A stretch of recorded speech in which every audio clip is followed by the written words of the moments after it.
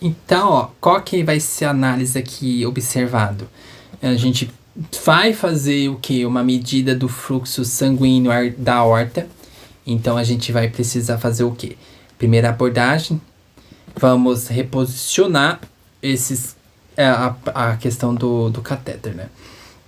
Na escopia, nós temos que deixar a visão da mesa centralizado, né? Porque a gente vai ver a aorta na posição anterior, parte da frente, com a visão da parte anterior, da parte literalmente de frente, né? Porque a aorta, como a gente está vendo aqui no desenho, ó, vou mexer aqui no desenho do lado direito, ele tá me dando essa abordagem aqui, desse tipo dessa aorta. Então, eu vou desampliar aqui um pouquinho, assim. A gente analisa ali, ó, a parte em amarelinho que tá aqui, ó. Vou tentar mostrar ali, tá marcando. Ali onde tá o cateter em amarelo, é uma visão que a gente não tem lá na hora da hemodinâmica do paciente. Quando o paciente está na hemodinâmica. Nós temos esta visão do lado esquerdo. E ela é só observada do lado esquerdo, assim. Mas aqui em cima, eu tô com em cima, por isso que não tá dando pra ver. Eu vou pôr aqui embaixo. Aqui embaixo. Aqui em cima, ó, a gente tem o quê? Esse bonequinho do paciente mostrando como é que tá posicionado a mesa, né? E então facilita um pouquinho, ó. Eu vou arrastar pra cá, pro meu ponto, ó.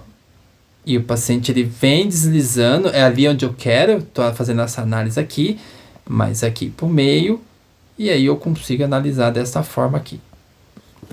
Uma outra coisa é se eu quero ver uma visão aqui mais lateralizada. Coisa que eu vou deixar aqui, ó. Aqui onde estou marcando é o que? É a aorta descendente. E aqui é a aorta ascendente. E aqui, propriamente, o arco aórtico.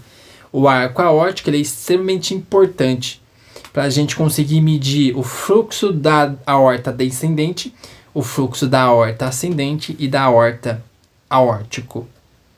Tá? Então, primeira coisa, eu vou fazer uma medida de um fluxo da aorta. Eu vou entrar com um catéter PIG, tá? O catéter PIG, para ele ter aquele formato redondinho, igual ao rabinho, né, que é aquele redondinho assim, ele me dá um sangue nesse movimento aqui, que eu tô fazendo na câmera, e aí eu consigo analisar um sangue que ele vem fazendo em movimento centrífuga. E aí o sangue ele bate no catéter que está entrando o contraste e ele empurra em movimento espiral. Ele faz esse movimento assim. Então o sangue, o contraste passa por esse catéter e aí por o contraste estar junto ali, o sangue passando e ele ter esse movimento de cobrinha enroladinho, o contraste ele passa assim.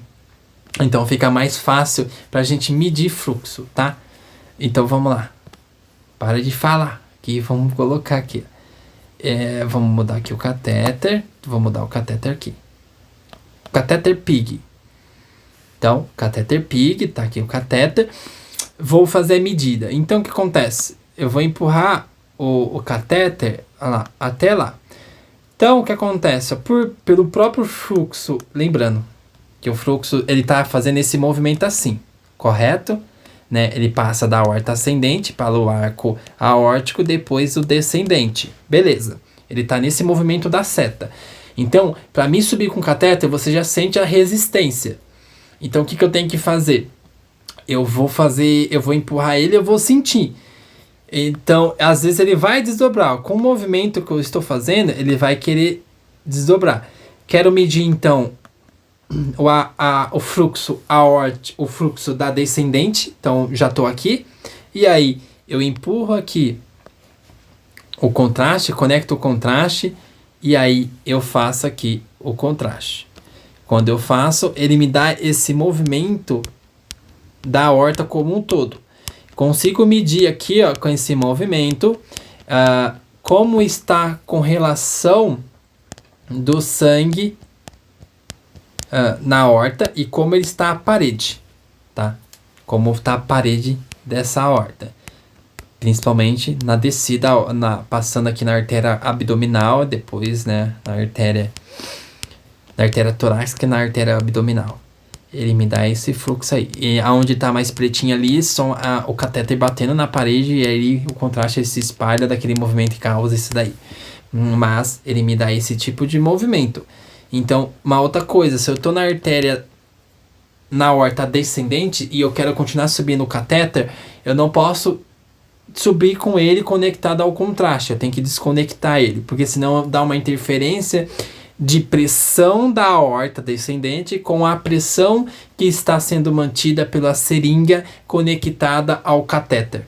Então você tem que desconectar, você desconecta e aí você empurra o catéter mais em cima, você vai fazendo aquele movimento e você mede ele aqui na aorta descendente. Ele é praticamente já entrando, quase entrando, passando pela válvula aórtico antes de entrar lá no ventrículo esquerdo.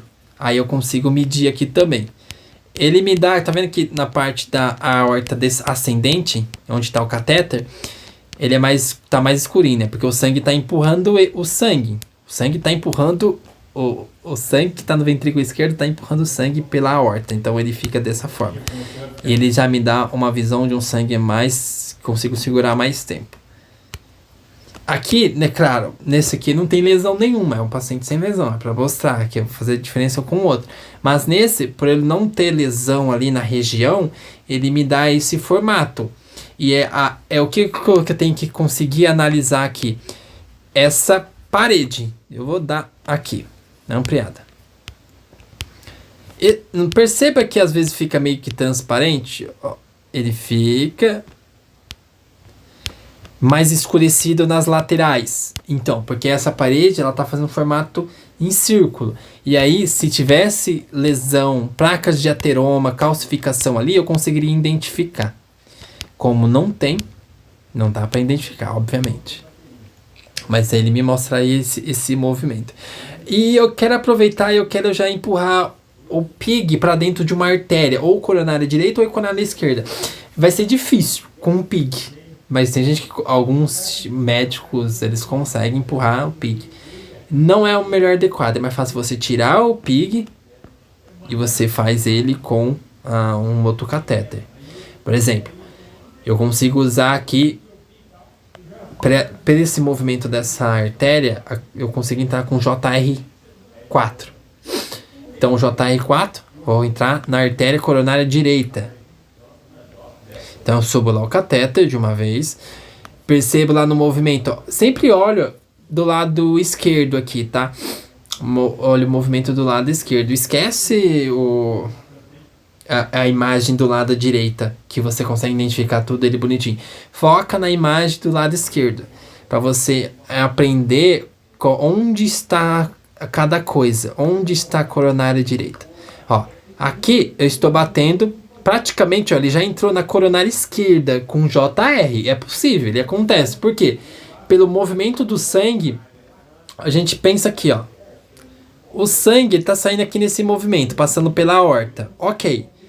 Beleza. Então, pro catéter que está com esse movimento assim, é mais fácil ele empurrar o catéter aqui para cá ou para cá? Pro lado direito. Por quê? O catéter está virado assim. Então, ele vai querer empurrar para lá.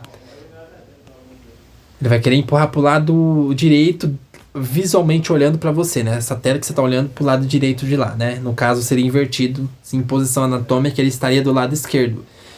Então, ele empurraria para lá porque o sangue vai bater na ponta do catéter e vai virar ele para a esquerda. E por isso que ele entra ali mais fácil, mesmo ele sendo um JR, que é para o lado direito. Tem essas diferenças. Mas, ó, ele vai ficar cutucando, ele vai ficar machucando a parede da artéria esquerda. Como eu sei, ó. Olha lá na pontinha. Aqui. Eu vou subir mais ele. Ele deu a entrada lá, ó. Vamos descer aqui. Olha aqui a pontinha. Ele vai ficar batendo ali, porque você o sangue empurrou. O sangue que tá vindo pela aorta, ele vai passar aqui também, aqui sim, igual tá na seta, e vai vir pros dois lados. Então o sangue que ele vai fazer esse movimento, ele vai ficar batendo o catéter, ele vai ficar empurrando para a parede. Se você danificar esse endotélio, você vai causar um slow flow no paciente. E aí o que é um slow flow? É um fluxo reduzido.